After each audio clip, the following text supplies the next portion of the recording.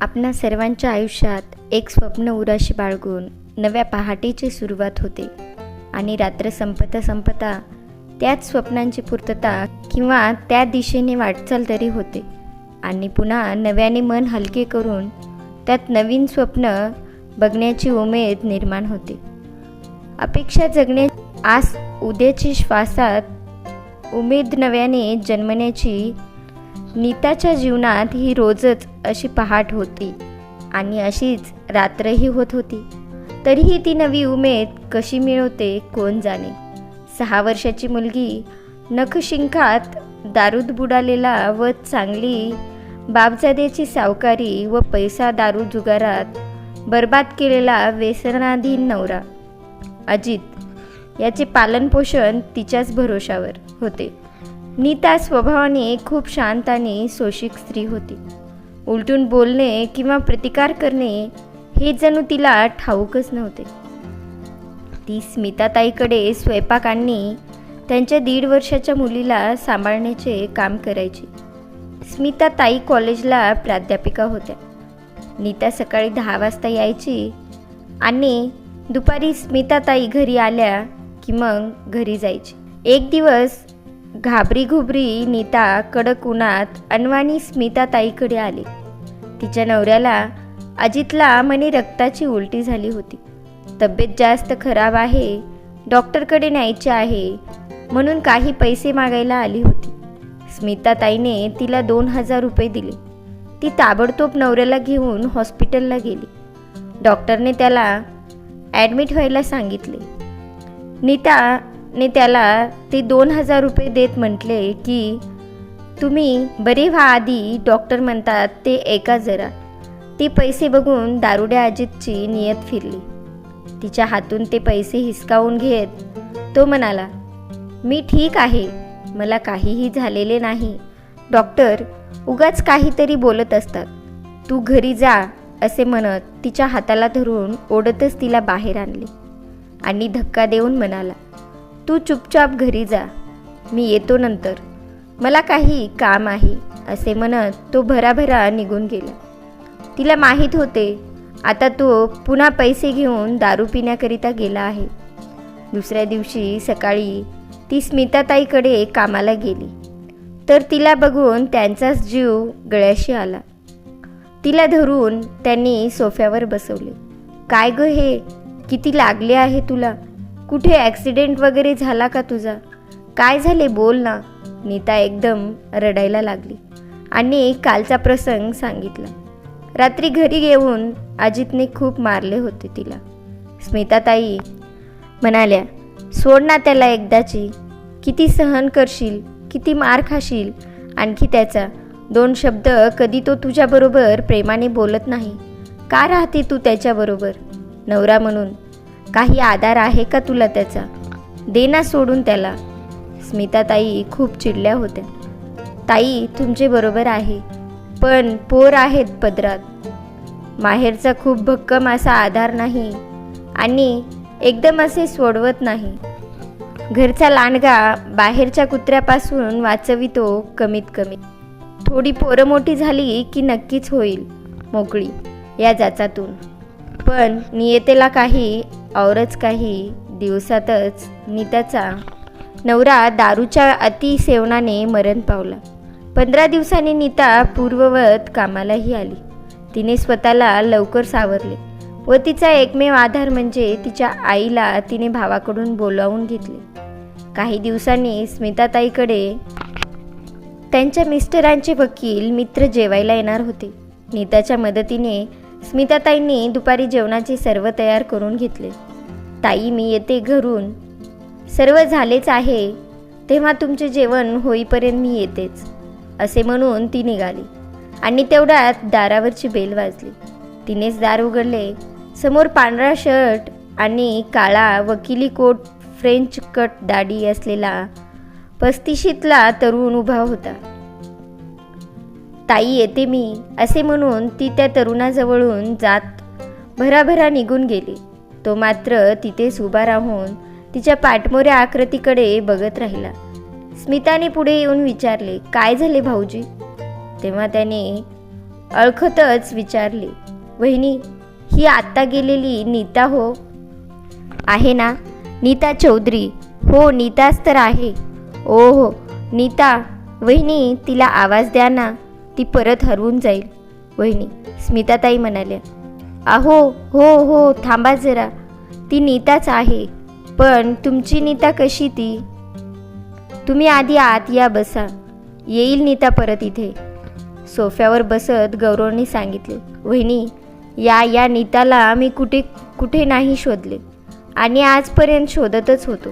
गेली 7-8 वर्ष झालीत नुसता भटकतो आहे मी नीताच्या शोधात. मला केवळ एकदा कुणी सांगावे की नीता ठीक आहे, सुखी आहे, दुःखाने पाठ सोडली आता तिची, ती आनंदात आहे, तर मीही तिचा विचार करणे थांबवले असते, तिला शोधणे थांबवले असते. पण तिचा काही पत्ताच लागत नव्हता. आणि बघा ना, आज तुमच्याकडे येऊन माझी शोध मोहीम संपली. माझी नीता मला दिसली. स्मिता ने मध्येच टोकत म्हटले, पण तिच्या दुःखाने तिची पाठ सोडली नाही भाऊजी अजून. त्याने आश्चर्याने स्मिताकडे बघत विचारले, म्हणजे काय वहिनी, काय झाले? गौरवच्या चेहऱ्यावर काळजी स्पष्ट दिसत होती. तो व्याकुळ झाला होता. नीताच्या आयुष्यात असे काय झाले ज्याने ती आजही दुःखी आहे? सांगा ना वहिनी, काय झाले? स्मिताने त्यांना पाणी दिले. भाऊजी, आधी तुम्ही सांगा, तुम्ही नीताला कुठे भेटलात, कसे ओळखता? तुम्ही तिला गौरवने सांगण्यास सुरुवात केली. नीता आणि मी एकाच कॉलेजमध्ये होतो. ती 12वीला होती आणि मी 2 वर्ष तिला सिनियर होतो. कॉलेजमध्ये एक प्रोग्राम होता. त्यासाठी स्वागत गीत गाण्यासाठी नीताचे नाव पुढे आले होते. पण नीता गायला तयार होत नव्हती आणि दुसरे कोणी तिच्यासारखे गोड गळ्याचे कॉलेजमध्ये नव्हते. मी चॅलेंज घेतले की मी गाण्यासाठी तिलाच तयार करून दाखवेन म्हणून. मग काय, मी रोज तिच्या विनवण्या करीत होतो. ती दिसेल तिथे तिला प्लीज म्हणत होतो, पण ती काहीच बोलायची नाही. मी तिची वाट बघायला लागलो. ती दिसली नाही की तिला शोधत होतो. खूप कासावीस व्हायचे मला ती दिसली नाही की. हळूहळू मला ती खूप आवडायला लागली होती व मी तिच्यात गुंतत चाललो होतो हे मला कळत होते. पण ती मात्र काहीच बोलत नव्हती. तिचे डोळे मला कधीकधी खूप लाल आणि सुजलेले दिसायचे. मी खूप प्रयत्न करत होतो तिच्याबरोबर बोलण्याचा, तिला जाणून घेण्याचा, पण मला निराशाच हाती लागायची. तिचा आबोला मला वेडावून सोडत होता. सतत तिचा विचार करायला लागलो होतो. एक दिवस माझ्या मित्राने सांगितले की नीताचा लहान भाऊ आमच्याच कॉलेजच्या मागच्या शाळेत शिकतो म्हणून. आम्ही त्याला भेटलो तेव्हा कळले तिचे वडील खूप व्यसनी आहेत. घरदार विकून झाले, कर्जाचा डोंगर आहे, रोज दारू पिऊन धिंगाणे घालतात आणि बायको व दोन्ही भावा बहिणीला रात्रभर घराबाहेर काढतात. तिच्या आईला रोज मारतात, तर कधीकधी तिलाही. ती दोघेही रात्रभर दारात बसून असतात. आळीपाळीने ती व तिची आई भावाला मांडीवर झोपवत असतात, रडत असतात. खूप कळवळलो मी तेव्हा. मनात खोलवर खूप टोचल्यागत झाले. तिचा चेहरा डोळ्यापुढे आला. ते मृमयी डोळे आणि त्यातले ते अफाट अथांग खोल दुःख सागराला आणि त्या आकाशाला क्षमा मागायला भाग पडतील असे ते तिच्या डोळ्यात दिसत होते. मी तिच्यावर प्रेम करत होतो, पण तिच्या दुःखाची परिस्थितीची होताच माझ्या मनात तिच्याविषयी खूप आदर वाढला. मी अजूनच जीवापाड तिच्यावर प्रेम करायला लागलो. दुसऱ्या दिवशी तिला कळले. आम्ही तिच्या भावाला भेटलो. ती माझ्यासमोर आली आणि हात जोडत म्हणाली, प्लीज यानंतर माझ्या भावाला भेटण्याचे आणि आणखी काही जाणून घेण्याचे प्रयत्न करू नका. मी गाणी म्हणायला तयार आहे, पण ते केवळ या अटीवर की तुम्ही यानंतर माझ्याबरोबर कधीच बोलायचा प्रयत्न करणार नाही. माझ्या दुःखात कुणीही सहभागी नको आहे असे म्हणून ती निघाली. मी तिच्या मागेच गेलो आणि म्हटले, ठीक आहे, सर्व मान्य आहे, पण ज्या दिवशी मला तू अशी जास्त दुःखी आणि हे तुझे डोळे असे लाल आणि सुजलेले दिसतील. त्या दिवशी मात्र खिशातून एक चॉकलेट काढत तिच्या पुढे हात केला. हे चॉकलेट तुला घ्यावे लागेल. हे घेतले की समजेन तू सहभागी करून घेतले आहेस आपल्या दुःखात. वाटल्यास मी तुझ्यासमोर कधीच येणार नाही. तिने सर्व ऐकले आणि निघून गेली. ती तशीच काहीही न बोलता. तेव्हापासून मी केवळ तिच्यासाठी कॉलेजमध्ये जात होतो.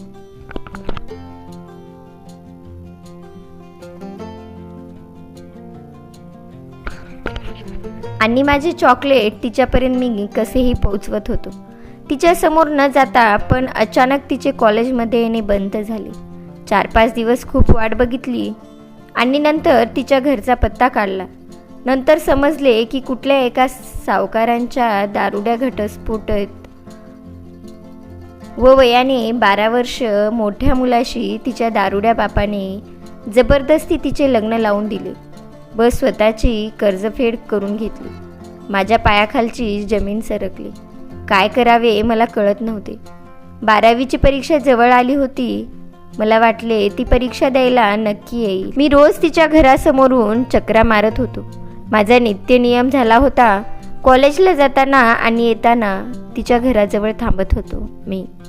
मला अपेक्षा होती ती येईल एक दिवस, पण ती आलीच नाही. तिच्या घराशेजारील काकूंनी एक दिवस सांगितले की तिचे बाबा आले होते रात्री आणि त्यांनी सांगितले की नीताचे लग्न झाले व ती आता या गावी राहत नाही. तिच्या मनाविरुद्ध झाले आहे हे कळत होते मला. मी एक पक्का विचार केला, तिला शोधेनच म्हणून. तेव्हापासून तिला शोधतोच आहे मी. आणि आज दिसली ती माझी नीता. गौरवच्या डोळ्यातील पाणी त्याच्या खऱ्या प्रेमाची साक्ष देत होते. दुरून कुठून तरी त्यावेळी गाण्याचे बोल ऐकू आले. कितीदा नव्याने तुला आठवावे, डोळ्यातले पाणी नव्याने वाहावे, कितीदा झुरावे तुझ्याचसाठी, कितीदा म्हणू मी तुझे गीत ओठी. स्मिताने सांगितले, होय भाऊजी, ही तुमचीच नीता आहे.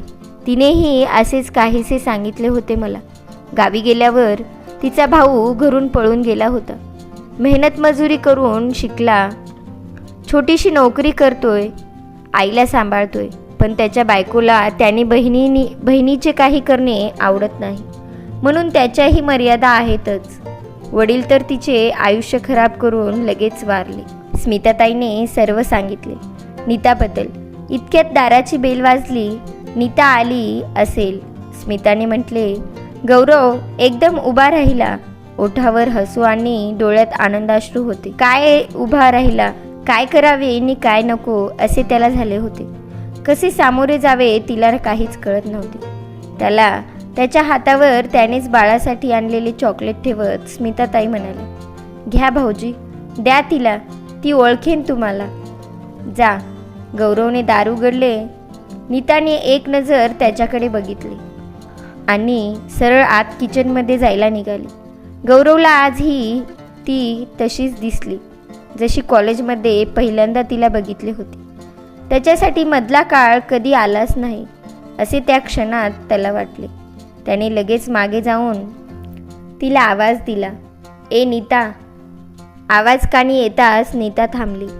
कानी आलेला आवाज कुठे आणि कधी ऐकला आठवू लागली. ती मागे वळली. गौरवने हातातील चॉकलेट तिच्या पुढे करत म्हणाला, आजही मला तू तशीच दुःखी दिसत आहेस. आज तरी मला तुझ्या दुःखात सहभागी करून घे. शपथ सांगतो, यानंतर मी तुला असे चॉकलेट देण्याची वेळच येऊ देणार नाही. तुझी आणि तुझ्या मुलीची जबाबदारी ही आता माझी आहे. नीताने पाणी भरलेल्या डोळ्यांनी स्मिताताईकडे बघितले. त्याच्या डोळ्यात पाणी होते आणि नजरेत होकार. त्यांनाही आनंदाश्रू कुठे आवरले होते. गौरवच्या मिठीत ढसाढसा रडताना पण खूप आनंदी नीताला बघताना एकाच ह्या जन्मी फिरोनी नवे जन्मेन मी. तुम्ही व्हिडिओ शेवटपर्यंत पाहिलात त्याबद्दल तुमचे मनापासून आभार. तुम्हाला व्हिडिओ कसा वाटला ते कमेंटमध्ये सांगायला विसरू नका. असेच नवनवीन व्हिडिओ पाहण्यासाठी व्हिडिओला लाईक करा, शेअर करा आणि चॅनलला सबस्क्राईब करायला विसरू नका. भेटूया अशाच एका कथेसोबत. तोपर्यंत धन्यवाद.